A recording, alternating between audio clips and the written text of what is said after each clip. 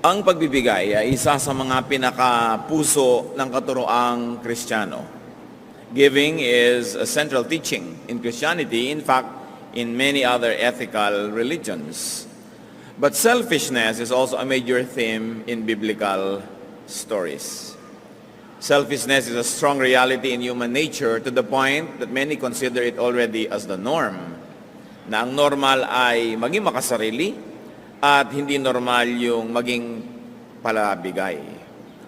Nagkakaroon ng pagtutunggali yung pagiging palabigay at palakabig o kaya the divine versus the human in us. How would normal or selfishness-prone individuals overcome such weakness and be empowered to give, to become what God wants them to become? Givers. Paano magiging palabigay sa kabila ng pagiging makasarili? Saan kukuha ng kapangyarihan at lakas na labanan ang naging likas na pagiging makasarili upang masunod yung banal na kalooban ng Diyos? Ang atin pong pag-aaral, pinamagatan natin, the power to give. Ang kapangyarihan para maging mapagbigay. Salamat, Panginoon, dahil kayo na ang unang nagbigay sa amin ng buhay, nagbigay sa amin ng aming mga kailangan. Kayo ang nagbibigay sa amin, Panginoon, maging ng pagpapatawad na laging kailangan namin para manumbalik sa inyo. Salamat, Panginoon, dahil kami nililinis nyo. At ngayon, Panginoon, muling paglilinis ang inihingi namin. Cleanse us from all our iniquities. Make us clean, make us whole through your forgiveness. Through the blood of Jesus that was shed for our cleansing. And Lord, as you cleanse us, we ask that you allow us to enter your most holy place. Nais namin kayo, Panginoong, makita, marinig, turuan niyo po kami, ipaliwanag niyo sa amin, at lalo niyo kaming bigyan ng lakas na masunod ang inyong kalooban. We ask you, Father, to be our speaker, lead us, and protect us from all lies and falsehood. Protect us from words of evil men and evil spirits. And may you also bless our loved ones, especially those that are not with us right now. Give us peace, restore our health, strengthen our bodies, sharpen our minds, so we can bring our attention to your message for us. Make our message personal, O God, to the point, Lord, that we will go home enriched, empowered, enlightened by you. We ask you in the name of your Son, Jesus, our Lord and Savior. What are some of the major reasons to give? Bakit nga ba tayo dapat magbigay? At syempre, ang sinasabi dito na giving is giving to God what is due to God and giving to other people as well. Whatever is due to them or whatever we may be able to give them. First of all, giving is commanded by God. Utos sa atin ang pagbibigay. Napakaraming katuruan. Isa na dyan ang Luke 6:30. Lucas 6:30. Give to everyone who asks you. Napakalinaw ng mga turong ito. Acts 20:35, the Lord Jesus himself said, it is more blessed to give than to receive. So it's not only commanded but also commended by God. Pinupuri at ikinakapuri ng Diyos ang pusong mapagbigay. This alone is enough reason to give. Kahit wala na tayong isipin pang dahilan, it was commanded by God, it's good enough. Because God is God. But giving is not only commanded, it is also exemplified by God. Ang Diyos na mismo ang nagbigay ng halimbawa, siya na ang unang nagbigay. At ano pa ang apat nating hingin, ibinigay niyang kaisa-isa niyang anak na si Jesus para sa ating kapatawaran, para sa ating paglilinis. Giving is exemplified by Jesus himself, that he gave his life, he gave his time, he gave his energy to the people. It is also exemplified by all the godly people in the Bible. Ipinakita, binigyan tayo ng halimbawa. Mark 10:45, for even the Son of Man did not come to be served, but to serve, and to give his life as a ransom for many. The giving of Jesus, the giving of God, excuses no one from giving. Kung ang Diyos ang mga sa langit, kung si Jesus nga sa lupa nagbigay, tayo pa kaya na lahat naman ng ating tinatangkilik ay natanggap lang naman natin sa Panginoon? Giving is also reflective of God. Ang Diyos ay liwanag Ang tao parang salamin. Kung maganda ang iyong pag-uri ng salamin, pagtama sa iyo ng liwanag, ang liwanag na ito ay makikita rin ng iba. You reflect the light. Christians and believers, the people of God, are like gems. Gems by themselves don't sparkle. They only reflect the light. And because God is light and God is a giver, we who are mirrors and gems must reflect that giving spirit. The people who don't receive the direct giving from God will experience God's giving through us. Kaya nakikita nila ang liwanag dahil sa atin na nagpapatalsik ng liwanag na ito oras na tayo ay tinamaan. Therefore, the mirror honors the light. Giving reflects God's character. Proverbs 14:31, whoever is kind to the needy honors God. Napupuri ang Diyos. At dapat naman na Diyos ang mapuri. Pag tayo nagbibigay, hindi tayo mismo. Bakit? Sapagkat ang ibinibigay naman natin ay natanggap din natin mula sa Diyos. Hindi naman tayo pinagmumulan. Taga-abot lang tayo. At sa pag-aabot natin, tayo man ay nakikinabang at maraming na ibibigay din sa atin ng Panginoon. Kaya napupuri siya at dapat lang na siya ang mapuri. 2 Corinthians 9:13, because of the service by which you have proved yourselves, men will praise God for the obedience that accompanies your confession of the gospel of Christ, and for your generosity in sharing with them and with everyone else. Kaya napakainam nung palabigay tayo, napupuri ang Diyos. Kung ang damot-damot mo, mapipintasan ng Diyos. Sabihin, ganyan ba Kristiyano? Ganyan ba yung mga born again? Ganyan ba yung mga pa-Bible? Ang damot-damot. Indirectly napipintasan ang Panginoon. Pero pag kami mga palabigay, sabihin iba, bakit yung mga yan nagbibigay sa mga hindi nila kilala? Mga nasalanta ng bagyo, mga kung ano nagugutom sa kalye. Kasi mga Christian yan, napupuri ang Diyos. Kaya isang malaking uri ng pagsamba, yung pagbibigay. Di ba sa pagsamba, ang isa niyan, major component, praise. Pero pagka meron kang ginagawa araw-araw na palabigay ka sa kapwa at napupuri ang Diyos, pagsamba yun, kasi praise din yun. Hindi lang sa pagkakahaleluya, pagtataas ng kamay, pagtugtog, pagsayaw. Sa pang-araw-araw na buhay, we can do praise and worship. When God is praised and worship through our kindness. Giving also blesses the recipient. It spreads goods and goodwill. And beyond that, giving also blesses the giver. Kung merong napagpapala, pag may nagbibigay, unang-una na yung nagbibigay. Kasi kung hindi naman siya nabigyan na una pa, wala naman siyang ipapamigay. Kaya yun lang kakayahan niya na nagbibigay, ibig sabihin, nauna na siya ang tumanggap at siya ang na-bless. Pero hindi lang yun Ang Panginoon kasi hindi ka lang binibigyan para ka makapagbigay. Pag nakapagbigay ka pa, lalo ka pa uling bibigyan. Paikot-ikot, paulit-ulit, walang katapusan yung cycle. Many of the things that God does is cyclical or are cyclical. Pagka ginawa mo ito magiging bunga. Pag nagtanim ka, aani ka. Pag umani ka, marami ka na naman buto, itatanim mo uli. Pag itinanim mo, aani ka na naman, paulit-ulit. At ganun din yun. Binigyan ka ng Panginoon, nagbigay ka, bibigyan ka uli. Makakapagbigay ka tuloy na naman. At dahil nagbigay ka, bibigyan ka uli. But when you enter the cycle of poverty, and the cycle of selfishness, magdadamot ka, hindi ka magbibigay, therefore hindi ka bibigyan ng Diyos. Lalo ka ngayong kinapos. At habang kinakapos ka, lalo kang dadamot. Dahil self-preservation yung iniisip mo. Habang dumadamot ka, lalong hindi ka na naman magbibigay. At lalong hindi ka nagbibigay, lalong hindi ka na naman makakatanggap. Palubog ka ng palubog sa ginagawa mong cycle of poverty. Samantalang kung giver ka, pataas ng pataas yung cycle of abundance. Luke 6:38, give, and it will be given to you. A good measure, pressed down, shaken together, and running over will be poured into your lap. For with the measure you use, it will be measured to you. Lagi natin itong nadidinig. Siksik, liglig, umaapaw ang ibabalik sa iyo ng Diyos kung ikaw ay mapagbigay. Because giving sets a blessing machinery in motion. Pag nagbigay ka, para ka may pinindot na switch ng pabrika, aandar lahat yung mga parts noon, iikot, aandar. Ang ending, may lalabas na produkto, patungo dun sa bibigyan mo at patungo rin sa iyo. At yung naluwalhati ang Diyos. Hindi mo pwedeng pigilin yon. Automatic. Pag may ginawa kang mali, may itinanim ka, aandar yung makinarya, ang lalabas na bunga nun, kaparusahan. Kung minsan matagal lang lumabas, akala mo lusot ka na.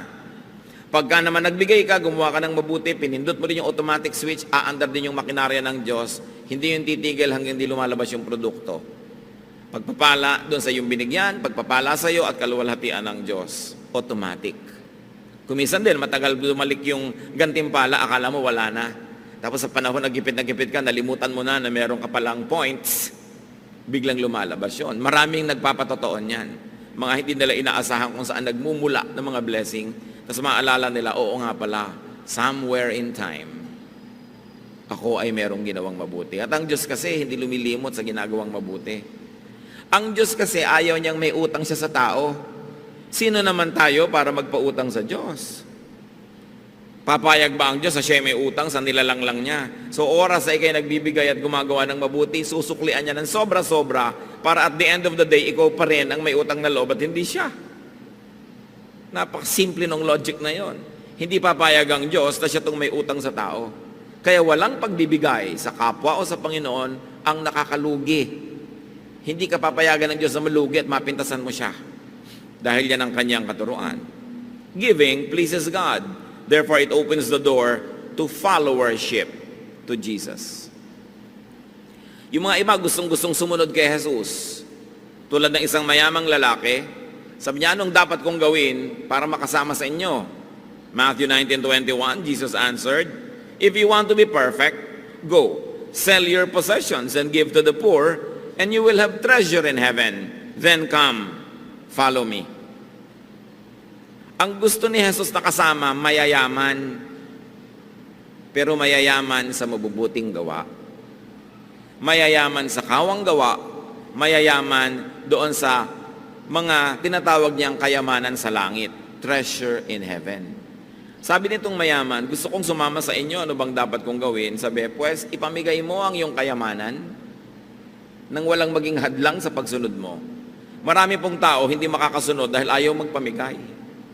Pero kitang-kita natin dito, ginawa ni Lord na isang requirement, hindi sa lahat ito ha. Marahil na ang taong ito, sobrang din ang pag-ibig sa kayamanan niya na hindi niya pwedeng ibigin ng Diyos kasi sabay, dalawa yung iniibig mo. Pero kung malinaw naman sa iyo na Diyos ang nauuna mong iniibig, ngayon nagkataon ka namang mayaman din, hindi naman kailangan ipamigay mo lahat yan. Pero ang point, kung alam mo na ito nang nakakasagabal, naglalayo sa iyo sa Diyos, paano ka susunod sa Panginoon kung may iba kang sinusundan at magkaibang direksyon ang pinupuntahan nun at magkaibang tinig ang tumatawag sa iyo? Malungkot na umuwi ang lalaking yon kasi hindi niya nabitawan ang kanyang kayamanan. Sayang naman kasi halos 2,000 taon na ang nakalipas. Sa sandali lang naman siyang nabuhay, hindi pa niya ginamit yung sandali na yon para maging masunurin sa Panginoon. Na kung ang hinihingi ng Panginoon sa kanyang pagsunod natin sa Kanya ay maging palabigay, this alone should motivate and inspire believers to give. What about the power to give? Bakit nating tinatawag na power ang nagbibigay? Sino po ang mas makapangyarihang tao? Yung kaya niyang manutok ng baril, bumaril ng kapwa, manakit, mangagaw, mangbuska, o yung mapagbigay? Higit na makapangyarihan yung mapagbigay. Bakit? Sapagkat tayo'y likas na mararamot. Tayo'y mga likas na makasarili. Selfishness is like the power of gravity. It is like the power of distorted natural law. It is the norm. It is what can be expected. Napakasama ng puso ng tao. Genesis 6:5, the Lord saw how great man's wickedness on the earth had become, and that every inclination of the thoughts of his heart was only evil all the time. Nakita ng Panginoon kung paano nahulog ang tao sa kasamaan na wala siyang iniisip kundi ang pagiging makasarili. Bakit ngayon malakas yung nakakapagbigay? Labanan mo yung force of gravity. Tatalon ka sa building pero hindi ka mahuhulog dahil there is so much power, tumataas ka pa nga, yun ang power. Yung merong kang gusto mo para sa sarili mo na ibibigay mo sa iyong kapwa, makapangyarihan ka sa tulong ng Diyos. Yung mga magulang na kakainin na lang, ibinibigay pa sa anak. Napakamakapangyarihan ang kilos ng Espiritu sa ganung puso. Yun ang mga tunay na tagumpay. Yun ang tunay na sinasaluduhan na kapangyarihan. Yung matanggihan ang sarili at mapagbigyan ang kapwa. It takes so much resolve and energy and power to give. That is why giving is part of praise and worship. No true worshiper comes before God empty-handed. Kahit sa Biblia, sinasabi yun, huwag kayong haharap sa akin na wala man lang bit-bit. Why? Because giving is a triumph of the divine. Sa puso natin na may Espiritu ng Diyos at sa puso nating nananahan din ang Espiritu ng kasamaan, tuwing nagbibigay ka, ang nagtatagumpay ay yung Espiritu ng Diyos. Pero tuwing nagiging makasarili ka, ang nagtatagumpay, your dark side, the selfish side. Kaya isang pagsamba na may dala-dala kang offering. Kasi kung susundin mo lang ang sarili mo o si Satanas, hindi mo ibibigay yun. Panghihinayangan mo yun para sa sarili mo na lang. Yung maitanggal mo sa sarili mo yun at maiabot mo at maibigay, isang malaking tagumpay ng paglaban sa likas na pagiging makasarili. Pag nakikita ko po kung paano tayo nagsusuporta sa ating mga gawain, mga mission natin, mga project, talagang hindi ko mo mapigil ang sarili kong purihin ng Diyos because for every person that gives, there is a triumphant spirit. And for every person, of course, that withholds, it is so saddening, not only because there is no offering, but more importantly, dahil yung tao na yon natalo ng kanyang pagiging makasarili. Natalo ng udyok ng pagiging makasarili. Now, how can we be empowered to give, to obey, and to praise God? How can we be empowered to give and be good to others? First, need and want less. Para tayo makapagbigay at magkaroon ng ganong kapangyarihan, bawasan ang mga listahan ng pangangailangan at mga hinahabol-habol at mga gusto. Habang dumadami ang gusto natin na maging atin, makamkam, masarili, matamasa, andun lang yon, isa lang ang size ng puso natin. Pag maraming space doon, pinuno natin ang mga needs and wants and desires, lumiliit yung espasyo na natitira sa pagiging mapagbigay. Kaya ang una nating dapat ginagawa upang lumaki ang kapangyarihan natin magbigay, paliitin ang ating mga pagnanasa. Hindi pwedeng sabay na pinapalakihan dahil sila ay magkokompetisyon para sa espasyo. And it takes realization and genuine enlightenment. It takes reflection and a decision to win and be a giver. Laging nagtatalo ang sarili. Sayang naman ito, papakinabangan ko ito, may magagawa pa ako dito. Ecclesiastes 5:10, whoever loves money never has money enough. Whoever loves wealth is never satisfied with his income. Pagka umiibig ka sa salapi, kahit gaano karami ang dumating sa'yo, kulang. Kaya makikita mo iba, wow, buti na lang umaasenso ang buhay mo. Kulang pa nga eh, marami pa akong needs. Nakakatamad madinig. Pero pag sabi mo, wow, may bago kayo palang mga gamit, binibless ka lang, oo nga, praise God. Napakasarap pakinggan. Yung iba naman kasi daing ng daing dahil baka mautangan. Kahit ang dami-dami na, wala nga. At may mga kilala po tayo mga kapatid, mag-ingat-ingat kayo sa kasasabi nyo ng wala. Kasasabi ng wala, na wala nga. Because there is power in our spoken word. Yung meron ka na, daing ka pa ng daing, nawawala. Samantalang kahit konti, yung parang ang sarap-sarap mong magsalita na, wow, ang yaman-yaman natin, kahit konti, hindi sa pagyayabang, kundi sa pag-appreciate sa Diyos, dumadami. Subukan nyo. Sinabi nga ng Diyos, let there be light, nagka-light. So pag sinabi mo ang bata, ang galing-galing yan, gumagaling. Pero pag sabi ang bata yan, walang kwenta, lagi niya nadidinig, nagiging walang kwenta siya. May kapangyarihan kasi ating salita. Kaya huwag tayong daing ng daing. Lagi nilang gusto kaawaan, lagi nilang gusto makadilihensya. Kaya tuloy ang nangyayari, lalo naghihirap. Yung mga paladaing, nakaka-asenso ba yun? Pahirap din ang pahirap. Wala din namang natutupad dun sa kanilang mga pagsasalitang yan eh. Pero yung palabigay, Sabi sa Proverbs 28:27, he who gives to the poor will lack nothing. The Lord will either give you great rewards or the Lord will give you the great spirit of contentment. Therefore, you lack nothing. Paano ba nagiging mayaman ang tao? Una, kung dumami ang sobra-sobra niyang pera o kung kontento siya sa konti niya, daig pa niya mayaman. Yung marunong makontento sa konti, daig niya yung marami pero hindi kontento. Sino ang mahirap? Yung kahit ang dami-dami na naghahangad pa ng mas marami, pobre yun, maralita. Kaya kailangan nakikita natin kung ano ang ginagawa ng Espiritu ng Diyos sa puso ng tao. Pinapayaman tayo. Kung hindi man tayo buhusan ng kutak-kutak na material na mga pagpapala, nagkakaroon tayo ng Espiritong marunong matuwa, maging sa konti. Mayaman ka rin ang feeling mo nun. Either you are rich or you're feeling rich. Sino bang mas masaya sa dalawa? Di ba yung feeling rich? Kahit na hindi naman talaga, pero you feel rich. Nakikita nyo yung mga tindera sa palengking nagpapapedicure pa habang nakaupo sa isang sakong kamote. Feeling rich. 30 pesos lang yung pedicure niya, pero donyang-donya siya. May mga bulak pa sa pagitan ng mga daliri, no? Talagang akala mo, napakasaya. Pero kung ang dami mong pera, you are not feeling rich, nagreklamo ka pa rin, pobre ka, kawawa naman. So learn contentment. 1 Timothy 6:6, but godliness with contentment is great gain.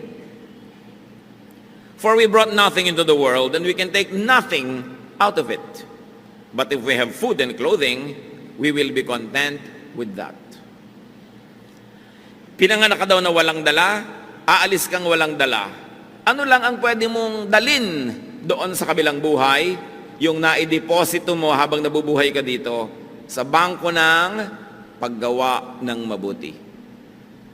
Yung mga gumagawa ng mabuti, palabigay, nagde-deposit ang withdrawal sa langit. Hindi mo pwedeng dalin, pero pwede mong i-deposit habang nandito ka, doon na lang ang withdrawal. Pero yung dala-dala mong lahat na matay ka, wala kang madadala.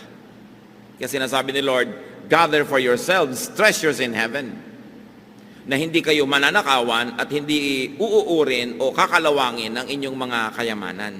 Sabi ganun, kailangan ganun. Marunong ka mag-deposito doon, marunong ka mag-impok doon sa eternal bank na napaka-importante. How else are we empowered to give?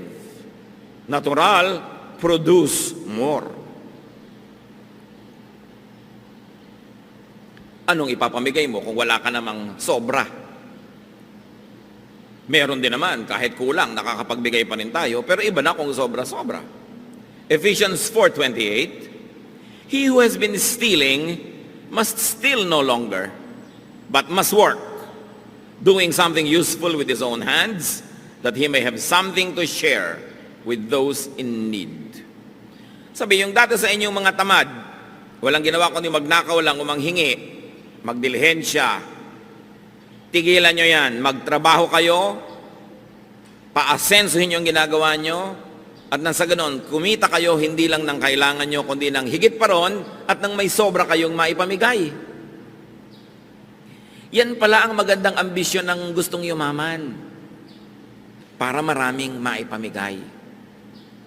Hindi lang para maraming sarilinin at kamkamin. One of the nicest pleasures in life is to give. Napakasarap nun. At napakasarap na ipagmahal, ipakisama ang pagbibigay. Kaya dapat nating ambisyon na kumita, magtrabaho, maging mabunga para maraming pwedeng ipamigay. Produce surplus for giveaway. And God gives surplus precisely for that reason, so that we can give away. Kung binibigyan kayo ng Diyos ng higit sa inyong pang-araw-araw na pangangailangan, may assignment kayo magbigay. Siyempre, God is God of mathematics, God is God of equation, and God is God of proportion. Alam nga naman nagkamali siya. Binibigyan kayo ng sobra. Nakita nyo noon, nang sila Moses ay nandoon sa disyerto, wala silang makain, umuulan ng mana from heaven. At ang utos ng Diyos, ang kolektahin nyo lang yung kakailangan ninyo sa araw na to. Yung iba sigurista, kumolekta ng pangbukas, inuod yung sobra. Sabi ng Diyos, ba't kayo kumukuha ng sobra? Hindi ba kayo nananalig na bukas nandun uli ako at bukas magbibigay uli ako? Yung sobra niyong pag-iimpok, isang pagpapatunay na hindi kayo nananalig sa aking pangakong bibigyan ko kayo araw-araw. Kaya nabulok. Ngayon, kung binibigyan ka ng sobra, anong dahilan? Para ka makapagbigay. Hindi para maging makasarili ka lamang. Bagamat hindi naman masamang may iniimpok-impok ka, lalo gusto mong mamuhunan, gusto mong may gawin na ganot ganyan, pero hindi lang para sa sarili. Bawat tumatanggap ng sobra, may assignment from God. Luke 12:48, for everyone who has been given much, much will be demanded. And from the one who has been entrusted with much, much more will be asked. Malinaw. Ang binibigyan ng sobra, paghahanapan ng Diyos nung sobrang yon, kung ano ang kanyang ginawa. Mas mataas ang expectation ng Panginoon sa kanyang mas pinagpapala. Kaya yung pagpapalang tinatanggap natin sa Panginoon is a form of responsibility. It is God's trust. Trust fund niya yun. Hindi sa atin lahat. Bagamat salamat, meron tayong parte doon. Kaya nga sa atin inaabot para rin tayo magkaroon. Pero hindi lahat para sa atin. How else can we be empowered to give, to be acquainted with, and to know suffering from unmet needs? Pag sobrang maluwag ang inyong buhay, kailangan reacquaint yourself with suffering.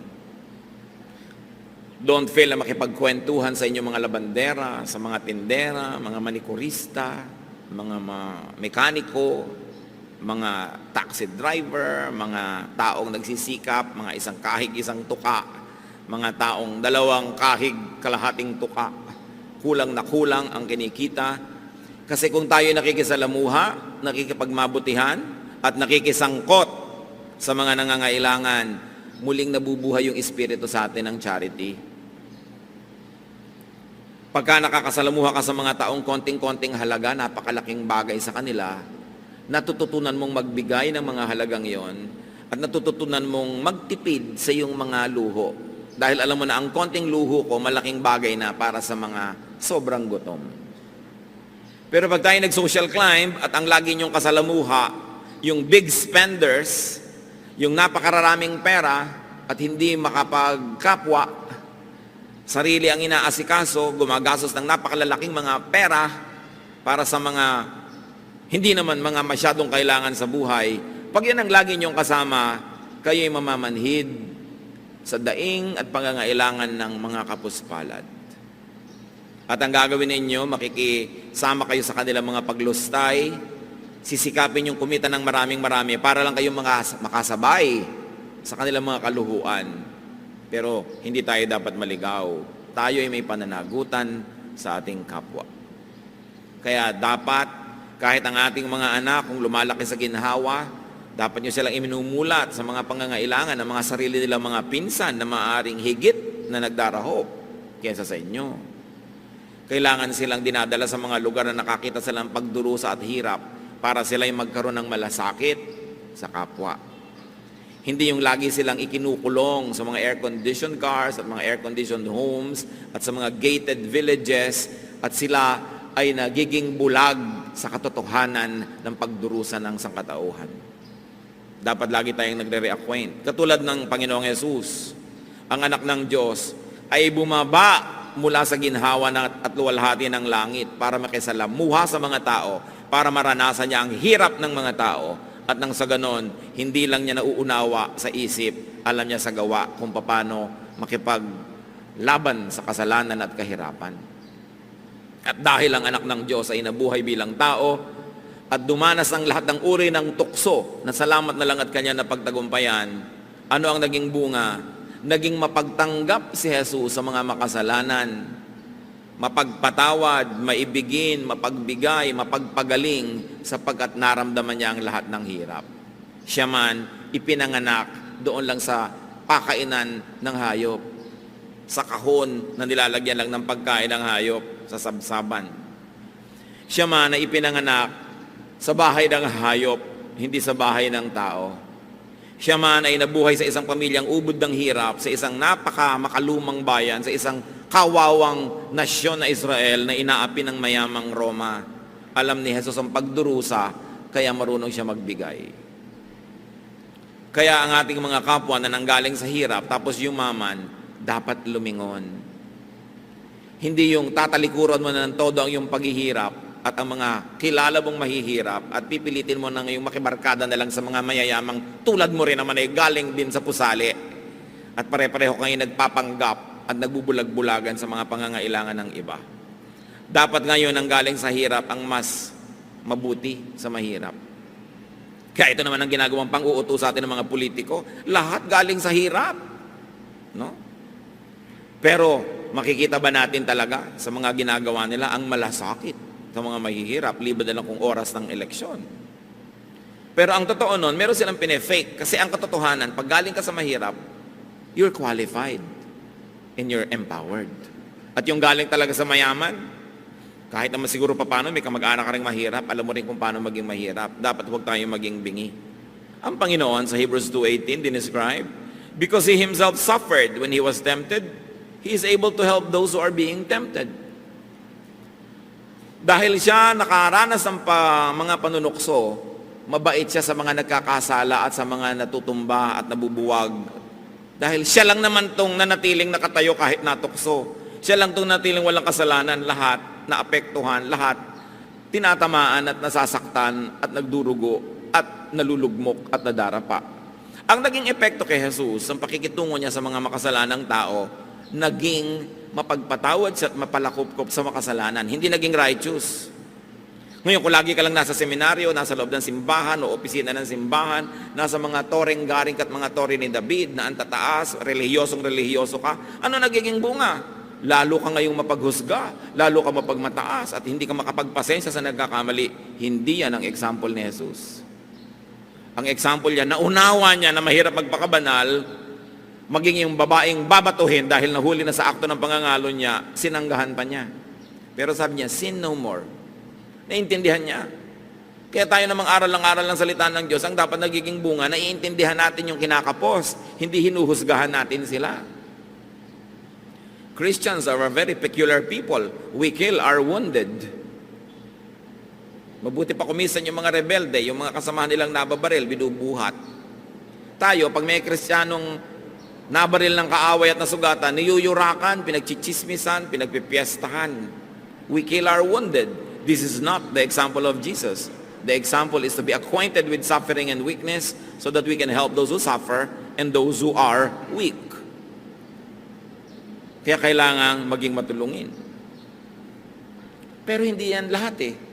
Kumisan ang nananaig lang sa atin yung ating dark side, but we have a bright side. Genesis 1:27, God created man in His own image. Merong bahagi ang Diyos na nabubuhay sa bawat puso ng bawat nilalang. We can be godly. We can be giving. If only we will allow that godly side to triumph. That's why giving by itself is the triumph of the godly side over the dark side. How else are we empowered to give? Know and understand yourself. Understand your position in God's economy. Sino ka ba talaga? Anong papel mo dito sa mundong nilikha ng Diyos? At ang lahat ng taong malinaw ang pag-iisip, we will realize that you are just a recipient of God's kindness. You are just a recipient of God's grace. Therefore, you are to be a channel of that same kindness and grace. Tumatanggap lang tayo. Kumisan sa tagal mo at dami ng tinanggap, nakakalimutan na natin yun. Akala natin tayo na nga yung hero, tayo na nga yung great. Pero tayo tumatanggap lang. At dahil doon, meron tayong pananagutan sa nagbibigay. Luke 14:13-14. But when you give a banquet, invite the poor, the crippled, the lame, the blind, and you will be blessed. Although they cannot repay you, you will be repaid at the resurrection of the righteous. Sasabihin ng mga tao, Pastor, yung po ba mga Christian nagdedebu? Yung po ba mga Christian naghahandaan? Yung po ba mga Christian nagpa-party? I say, yes, lalong dapat. kasi mga anak tayo ng Diyos, dapat natin ipagdiwang ang Diyos. Pero may pagkakaiba. Ang Kristiyanong nagpa-party, nagluluto at naglalaan ng isang bahagi ng kanyang handa, ipinapakain niya sa mga kapuspalad na nandun sa mga lansangan. Ang mga Kristiyano at anak ng Diyos na naghahandaan, nagsasaya, laging may bahagi para ipamigay. Kasi mahirap naman yatang sundin yung hindi nyo kilalang lahat ng sinasabing poor, crippled, lame, blind, nasa party nyo, di ba? Kahit gaano kayo kabanal, hindi naman siguro kayo sobrang mag-e-enjoy, ang daming hindi nyo kakilala. So anong gagawin nyo? Ipadala nyo yung dapat nyo ipakain kung saan man sila naroon. Mga Kristiyano na isang buong pamilya kakain sa restaurant, ang dami-daming kinain. Why don't you order 2 or 3 dishes at ibigay nyo sa mga waiter na nagsilbi sa inyo? Iuwi naman nila sa pamilya nila, makapag-party rin sila kahit man lang pansit. Yun ang pinagkaiba. Ang mga Kristiyano kasi, may pagkakaiba, bagamat pare-pareho tayo ng ginagawa, meron ka laging kaibahan. At ano yun, ikay palabigay. Kahit pa nga, hindi naman sobra. Sabi ni Job 1:21, naked I came from my mother's womb, naked I will depart. So don't take it all, and don't hold on too tightly. Huwag masyadong mahigpit ang hawak. Ang totoo niyan, dahil tayo makasalanan, we don't really deserve all the good we receive. We don't really deserve all the good we desire. Romans 3:12, all have turned away. They have together become worthless. There is no one who does good, not even one. So what is a great lie or kasalanan? That you deserve the good life. What we deserve is hell. Yun ang totoo nun. Dahil patuloy tayo nagkakasal at kinakapos. Kaya mga advertisement ng maluluhong mga bahay, kondo, maluluhong mga salon, spa, laging, you deserve the good life. Scientific ang mga advertising, ha? Ba't nila sinasabing you deserve?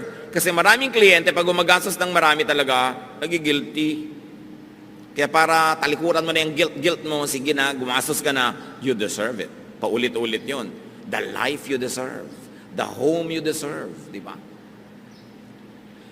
Katulad ng mayamang lalaki na akala niya siya na talaga ang hero kung ba't siya yumaman sa Luke 12:19. Matapos siyang ang daming inani, inipon niya, nagdagdag pa siya ng mga bodega, and I'll say to myself,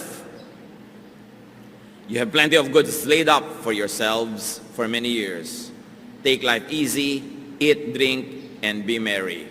Pero siya itinuwido ng Diyos. Sabi ng Lord, you fool, that's not the way. Not just because you work so hard, you have already earned it. The lie that we deserve good things desensitizes us to want, to get, and to waste more. Yung I deserve it naman eh. I worked so hard, so I deserve this. We are not really that good. Kuminsan dumadating sa'yo ang daming pagpapala, ang daming mga material blessings, maraming success, dapat mong huwag makalimutan, pinagpapala ka lang. O tulad ng sinasabi ni Solomon, well, sinuwerte ka lang, huwag ka maniwala na ikaw talaga lahat ang dahilan kung bakit ka matagumpay. Sabi niya sa Ecclesiastes 9:11, I have seen something else under the sun. The race is not to the swift or the battle to the strong, nor does food come to the wise, or wealth to the brilliant, or favor to the learned, but time and chance happen to them all. Yan, naobserbahan ko yan. Hindi naman lahat ng mabilis tumakbo na nanalo sa karera. Hindi naman kung matalino ka, ikaw ang may kakaining masarap. Hindi kung ikaw ay matalino, yayaman ka. Sabi ganon, tsamba-tsamba kumisan. Panapanahon, swerte-swerte. Time and chance happen to all. At lahat sa atin na nagtagumpay at patuloy na nagtatagumpay, alam nyo, ang laki ng element ng chance. Kung hindi man chance, well, binless kayo ni Lord, pinlano niya. Pero kung hindi, sabi ni Solomon, hindi ka naman nanalo dahil ikaw yung pinakamagaling eh. Hindi kuminsan naman, ikaw yung nakukuha. Kahit yung offer mo, hindi pinakamaganda. Sabi gano'n, nagkakataon. O kung hindi man nagkataon lang, talagang Diyos ang may bigay. Lalong, dapat ka maging humble, huwag ka maging mayabang. Sasabihin mo, I deserve this. Dahil hindi naman lahat ng nagsisikap, umaasenso ah. Hindi lahat ng nagtatrabaho ng mabuti, nagkakaroon ng mga reward agad. May X factor yan na hindi natin alam that should keep us humble. Hindi ko man nag-top ka sa board o sa bar, ang galing mo. Nagkataon na yung pinag-aralan mo, yun ang natanong. Hindi naman kung bumagsak ka, hindi ka na marunong, ang dami-dami mong alam, yung pag hindi mo alam ang naitanong-tanong. Maraming ganyan. Kaya kailangan talaga lagi kang umaasa sa pagpapala ng Diyos. And that we should always be humble, and we must be less and less selfish. Everything good that you have came and comes from God. Ecclesiastes 5:19, God gives man wealth and possession and enables him to enjoy them. This is a gift of God. Regalo. James 1:17, every good and perfect gift is from above, coming down from the Father. So a realistic, humble, and grateful attitude necessitates and empowers giving. Pagka makatotohanan ang pagkakilala mo sa iyong sarili, ikay mapagpakumbaba at tumatanaw ng utang na loob sa Diyos, magkakaroon ka ng lakas para maging mapagbigay. The godly way to react to so much suffering and needs around us is to give more. Giving, by the way, is not only for the rich. It is also for the unrich. Akala natin yung mga mayayaman lang ang dapat magbigay. Kaya sa maraming churches, yung konting pamilyang may kaya, sila na lang lagi ang taya. Yung iba lagi na lang, ay mayaman si sister ganun, mayaman si ka ganun. Mark 12:42-44, sa offering, inobserve ni Lord yung mga tao, but a poor widow came and put in 2 very small copper coins, worth only a fraction of a penny. Calling his disciples to him, Jesus said, I tell you the truth, this poor widow has put more into the treasury than all the others. They all gave out of their wealth, but she out of her poverty put in everything, all she had to live on. Binibilang pala ng Panginoon yung mga hinuhulog ng mga tao doon sa offering box. Siyempre yung mayayaman, yung mga supot nila ng mga punong-puno ng mga silver, mga gold, mga coins, pag lumaglag yun doon sa loob, ang lakas ng tunog. Merong isang babaeng ubod ng hirap, balo, naglaglag lang siya ng 2 pagkanipis-nipis na barya. Siguro manipis pa sa pinipig. Wala man lang tunog. Pero sabi ni Jesus, kita niyo yung babaeng yon? Yan ang pinakamalaking donor ng church na to. Ha? Ang liit nga ng binigay. Bakit siya ang pinakamalaking donor? Lahat binigay niya, wala nang natira sa kanya. Ang binibilang pala ng Panginoon, hindi yung inilagay mo, kundi yung natira pa sa'yo, matapos ka maglagay. At doon nakabase sa kanya kung sino ang biggest donor. Nakikita natin, giving is not only for the rich. Giving is for everybody. From each according to ability. That is how it should be. So you can give from your own neediness. Hindi yan excuse. Nung nagkaroon ng kontribusyon ng mga churches all over the known world, pati yung mga poor churches, akala nyo exempted? Hindi. Merong isang super hirap na church na puri masyado. Kasi hindi siya nagpa-exempt dahil mahirap siya. Siya pa ang nagpilit na isali siya sa mga magbibigay sa pangangailangan. 2 Corinthians 8:2, and now, brothers, we want you to know about the grace that God has given the Macedonian churches. Out of the most severe trial, their overflowing joy and their extreme poverty welled up in rich generosity. For I testify that they gave as much as they were able and even beyond their ability. Sabi ni Paul, alam nyo yung mga churches sa Macedonia, sa kabila ng kanilang sobrang mga kagipitan, lalo namang nag-umapaw ang kanilang pagiging mapagbigay. Sa tingin ko, pinakamayaman sila sapagkat sa kabila ng yon, lampas pa sa kaya nila, ginawa nila. And up to now, we are talking about these Macedonian churches. Meanwhile, while giving is not only for the rich to do, giving is not only to the poor. Ang pagbibigay, hindi lang para sa mahirap. It is also to the hardworking, to the enterprising, the productive, and the fruitful. Lagi nating nire-reward ang poverty. Every politician likes to give to the poor. Kanino nila kukunin yung ibibigay nila to the poor? Di from the middle class. Ang bigat naman ng bayan na ito, pasan-pasan ng napakakonting middle class dahil sobrang mayayaman, yun nga ang mga lumulusob sa mga bangko ng gobyerno at kumuutang ng mga pera ng bayan. Yung mayayaman nga ang napakagagaling magpalusot sa pagbabayad ng buwis. Yung maliliit nga manggagawa, kinikita pa lang buwan-buwan, binabawas na ang kanilang taxes, withheld. Yung mayayaman, at the end of the year pa yan sisingilin, ang gagaling ng mga abogado, yan ang nagpapalusot pa, samantalang sila itong umuutang at namumuhunan galing sa pera ng bayan. Kasi sila itong may mga koneksyon. Anak nila ang mga congressman, pinsan nila ang mga senator, sila ang lumulusob sa kayamanan ng bayan at gumagamit ito. Pero sila ang number one tax evaders. Daig nila ang mahihirap sa tax evasion. Promise. Kaya nga ang yayaman Diba? Pero kaya tayo naman laging give to the poor, give to the poor. You give to the poor, yes. But don't forget to give to the deserving. Ang gobyerno, lagi ang policy, bigyan ng mahihirap. Anong ibinibigay sa middle class na nagsisikap magtrabaho? Anong ibinibigay sa mga taxpayers? Nasaan ang mga pinupuntahan ng mga buwis na ibinabayad ng taxpayer? May konti kang lupa, nagbabayad ka ng realty tax, at kung ano-ano, titirhan ng squatter, ibibigay sa squatter yung lote mo, ikaw pa magbabayad para siya umalis. This is unjust.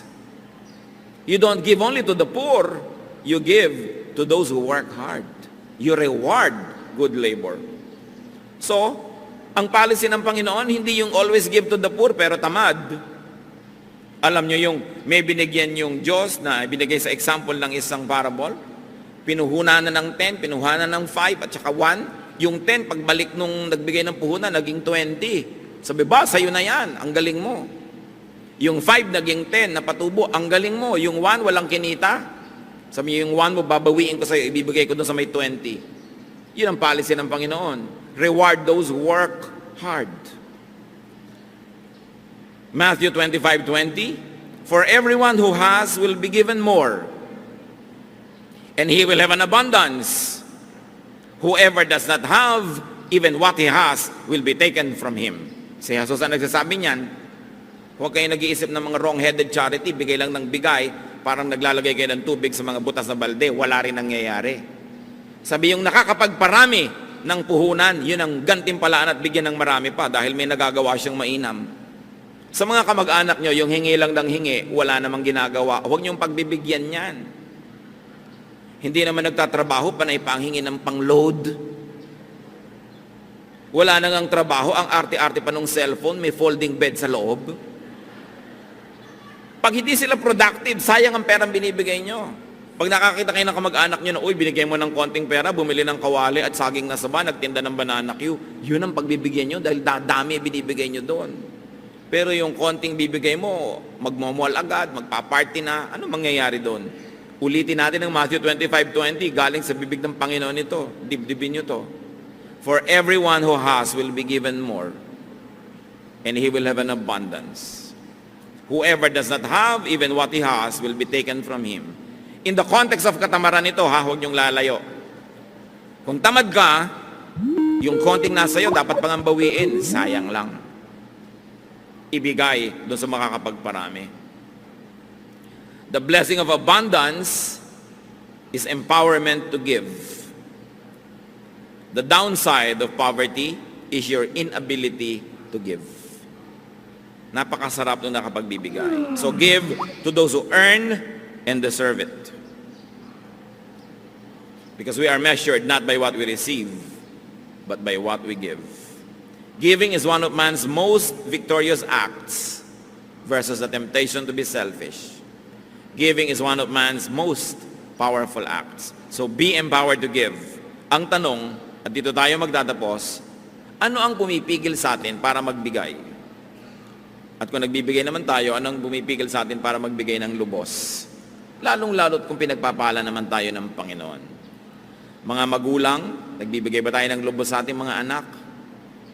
Mga anak, nagbibigay ba tayo ng lubos sa ating mga magulang? Mga magkakapatid? Mga employers, nagbibigay ba kayo ng tama, lubos sa inyong mga empleyado? Mga empleyado, nagbibigay ba kayo ng tama sa inyong mga amo? Na kayo matapat, nagtatrabaho ng mahusay? Ang pagbibigay ay utos ng Diyos.